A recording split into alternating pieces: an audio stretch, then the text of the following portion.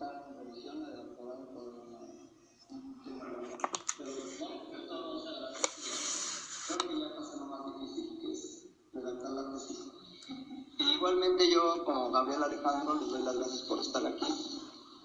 Yo tengo la convicción de que, aunque fuéramos solamente dos, como dice Nacha Guevara, pues nos la podemos pasar bien.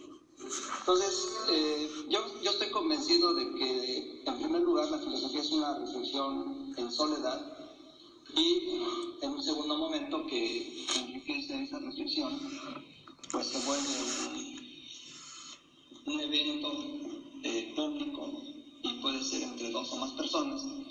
Y precisamente la tesis de doctorado plantea es que los seres humanos tenemos un poder sobre nosotros mismos, y esa parte de la tesis está inspirada en Nietzsche, en un libro que se llama La voluntad de poder. Y con Michel Foucault, la segunda parte de la tesis aborda el poder de las instituciones, que ya sabemos que es el tema de Foucault, y una de estas instituciones fuertes es la escuela, ¿no? Ejerce sobre nosotros una fuerte presión. Yo acabo de sufrir una crisis con algo que le llaman en la UNAM el PRIDE, porque el año pasado y en anteriores, y ahorita con la cuota del círculo me lo recordé, me estaba alejando de la comunidad filosófica, y de hecho también de mucha gente. Y entonces con el PRIDE me dicen, oye, pues debes participar con tus compañeros, ¿no? Entonces me reincorporo, vuelvo a la vida social, porque tiene incluso un costo económico, no solo afectivo, de ver a nuestros viejos amigos, amigas, y esta otra parte que es pasear, ¿no? Que yo no conocía Chiapas, me emociona estar aquí. Un compañero que se acaba de salir, y parece ser que también la compañera Olimpia, manifiesta sus reservas respecto a su comandante Marcos, pero habemos otros que pensamos que, si bien no tiene la estatura de Che Guevara, es bastante interesante que se haya subido al caballo y que sí haya tomado una zona aquí en Chiapas con las armas, ¿no? O sea, más allá de eso, pues creo que estuvo bien que hiciera al menos eso, y hizo presencia del problema de los indígenas, y estaba viendo fotos en donde ellos se manifiestan autónomos, y eso tiene que ver con Sartre.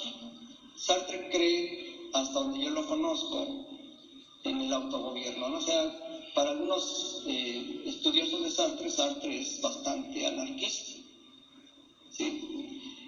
Entonces, cuando vi las posibilidades de insertar la ponencia en una mesa, me encontré con la palabra contemporáneo.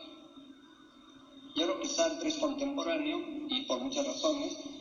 Vi la definición de la palabra contemporáneo y dice que algo es contemporáneo cuando existe en el momento en el que la persona que está considerando a ese ser, a ese objeto, en este caso a este ser que es Sartre, existe al mismo tiempo. O sea, yo soy contemporáneo de Sartre porque cuando Sartre estaba vivo, yo estaba vivo, entonces. Pero más allá, y hablando más en serio, yo creo que también otra definición de lo que es contemporáneo es que los temas, en este caso de su filosofía, y no voy a meter a su literatura, sean contemporáneos. O sea, yo pienso que los problemas que Sartre nos plantea en varios de sus libros son contemporáneos, ¿no?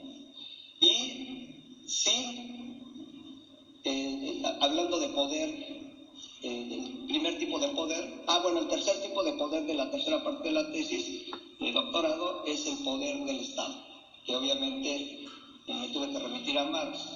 Entonces yo sostengo la existencia de un poder del individuo ante sí mismo en soledad, y para comprenderlo, yo con los antecedentes que tenía en las lecturas de Sartre, pues lo veo en el existencialismo, ¿no?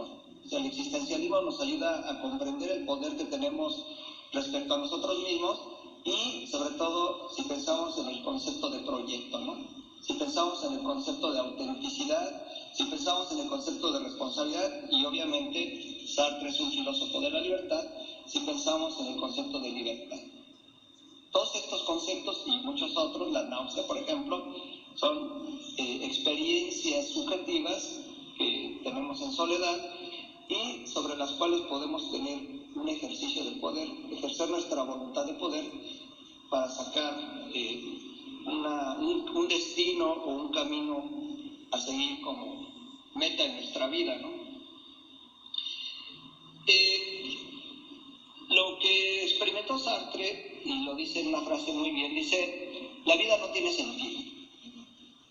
Sin embargo, estamos vivos, y para justificar nuestra existencia, recuerden a Camus, la única pregunta importante para él que debe contestar la filosofía es: ¿debemos suicidarnos?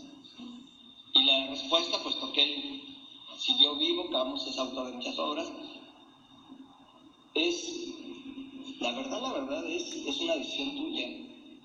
Es decir, yo sí respeto y soy testigo de 2 suicidios, no que yo estuviera ahí, sino que yo abrí la puerta y vi a los individuos, una mujer, un hombre con la lengua negra y colgados del pecho.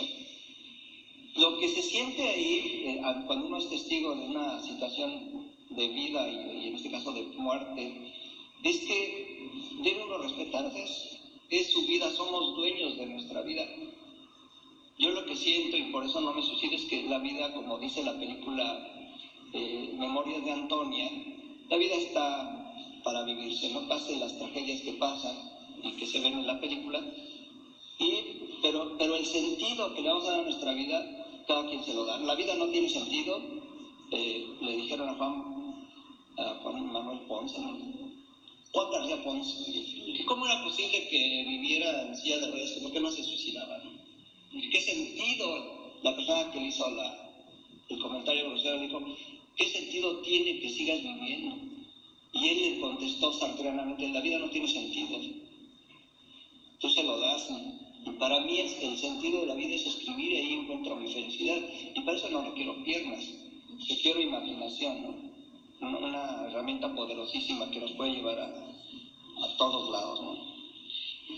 Para Sartre, entonces, lo esencial es la contingencia, dice en La náusea. Con eso quiero decir que la existencia no es necesaria, la hacemos necesaria. Es una voluntad de poder, diría yo, con Nietzsche. Existir es estar ahí simplemente. Los existentes aparecen, se dejan encontrar, pero nunca es posible deducirlos. Creo que hay quienes han comprendido esto, solo que han intentado superar esta contingencia inventando lo necesario. O sea, ahí hacen trampa, ¿no? Pero ningún ser es necesario. Puedo explicar la existencia, pero no puedo explicar la necesidad, porque la necesidad no existe. La contingencia no es una máscara, una apariencia que pueda disiparse.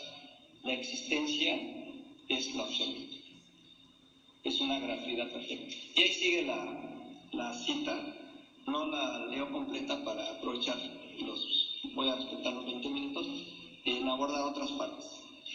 Esta ponencia, cuando ya viendo lo contemporáneo que es Sartre, sobre todo, que es la materia que yo doy en la UAM, sobre todo por su política, o sea, yo ahí soy profesor de filosofía política, yo creo que Sartre es contemporáneo por su política, ¿no? Y la gran lección que trata de rescatar la ponencia es que en el caso de Sartre, y por eso sí me cae bien ese comandante Marcos, me parece digno lo que está haciendo y lo que hizo todavía más en los primeros años, a mí sí me entusiasmó muchísimo. Lo que Sartre nos enseña es, y obviamente es una lección que se deriva de los textos de Marx, es la necesidad de la práctica. O sea, Sartre, contrario a lo que podamos creer algunos, o que más bien puedan creer algunos, es un hombre de praxis. O sea, es un hombre que llevó a la práctica sus ideas, ¿no? O sea, es un militante de la política. Tiene muchos momentos de participación apasionada en eventos políticos. Cuando yo vi por primera vez la foto que estaba yo en la licenciatura, cuando yo vi por primera vez la foto de la entrevista que tuvo con Che Guevara, si ustedes la ven en Google, que me parecen fotos increíbles ahí de mucha gente. En fin, yo llegué a esta universidad y ya me conocía, y la señorita que me recibió me dice: es que te vi en Google, quería yo saber quién eras y puse tu nombre, Mario. Cuando llegué pues ¿cómo me conocí? No, es que te vi en Google. Bueno, pues así también pasó con el Che Guevara, ¿no? El punto es que esta foto a mí me impresionó porque de es una foto de Korda, no me sé los otros nombres, Korda. Me impresionó porque el Che Guevara se nota de una estatura mayor que Sartre, que físicamente sí lo era, ¿no? Pero es simbólica esa foto porque a mí me impactó, tenía yo como 23 años, ahorita tengo 61, y desde entonces la conservo, está en mi celular, o sea, aquí en la portada de mi celular. Me está diciendo esa foto muchas cosas, pero a la que voy, o a lo que voy es a esto, a la importancia que tiene la práctica. O sea, el Che Guevara es un hombre de práctica, es un hombre pragmático, y obviamente en el caso de Che Guevara, y sobre todo otra vez volviendo a su Juan Marcos, también son hombres de teoría, o sea, sí tienen elementos teóricos. Me da mucho gusto decir y recordar, porque seguro sí lo saben, que hasta donde se ha investigado y... Pausa. Espere usted un momento. Pausa. Espere usted un momento. Pausa. Espere usted un momento. Pausa. Espere usted un momento. Pero bueno, lo que trato de decir es que Sartre debe rescatarse como un hombre también de praxis, un hombre de práctica, y en este caso de militancia política específicamente, ¿no? Y eso sobre todo durante la Segunda Guerra Mundial, él de alguna forma contribuyó en la lucha contra los alemanes cuando estaban presentes en Alemania, ¿no? Hay una cita en un texto que se llama La República de Silencio, que no quiero irme sin leérselas, que seguramente ya la han escuchado varios de ustedes, que para mí es muy importante estarla recordando año tras año y varias veces durante el año, porque precisamente al ser Sartre un filósofo de la libertad, al ser su filosofía una filosofía de la libertad, recordar esta cita nos hace entender que nos vamos a encontrar muchas situaciones que nos hacen difícil el ejercicio de la libertad, y él nos enseña en este libro, específicamente en esta cita textual, que a pesar de las peores circunstancias en las que se pueda estar viviendo, es cierto, estar siendo torturado o ya muerto, uno puede seguir luchando contra su libertad, ¿no? El día miércoles, en una clase en la UAM, alguien escribió en el pizarrón una frase de Virginia Woolf, que también, por cierto, se habló ese día de feminismo. Dijo Virginia Woolf que dice ella, esta es la cita, dice: podrás encadenarme, podrás torturarme, podrás encerrarme, podrás hacerme lo que quieras, incluso violarme, pero nunca vas a probar de la libertad de pensar. Y eso es lo que ella trató de hacer, y el efecto, el resultado de pensar lo tenemos en su libro, ¿no?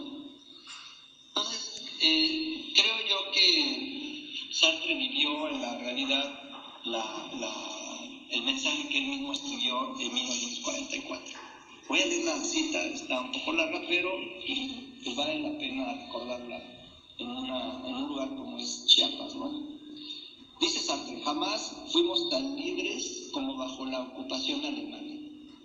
A pesar de la presencia nazi, nos sentíamos libres. Y se acentuó esa libertad. Nunca habíamos sentido que éramos tan libres como bajo la ocupación alemana. Habíamos perdido todos nuestros derechos y ante todo el de hablar. Diariamente nos insultaban en la cara y debíamos callar. Nos deportaban en masa como trabajadores, como judíos, como prisioneros políticos.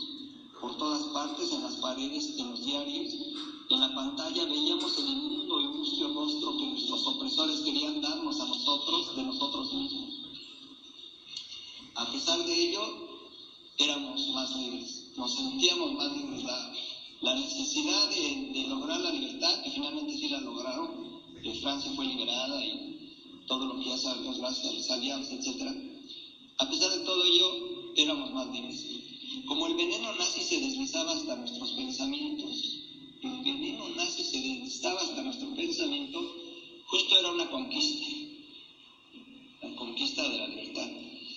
Como una policía todopoderosa, procuraban constreñirnos al silencio. Entonces cada palabra se volvía preciosa. Entre más se quería callar a los franceses, más preciosas se volvían las palabras. Como una declaración de principios, cada palabra lo era. Como nos perseguían, cada uno de nuestros ademanes tenía el peso de un compromiso. Segundo a segundo vivíamos en su plenitud el sentido de esta frase trivial: todos los hombres son mortales. Lo veíamos viendo los cadáveres, etc. Y la elección que cada uno hacía de sí mismo era auténtica, puesto que la realizaba en presencia de la muerte, puesto que ella siempre había podido expresarse bajo la forma antes muerto que. Y no me refiero a ese grupo escogido que formaron los verdaderos soldados de la resistencia, sino a todos los franceses que a todas horas del día y de la noche y durante 4 años dijeron, y lo pone con 2 letras mayúsculas, no. Y este no, que yo recuerde, también lo usaron los zapatistas,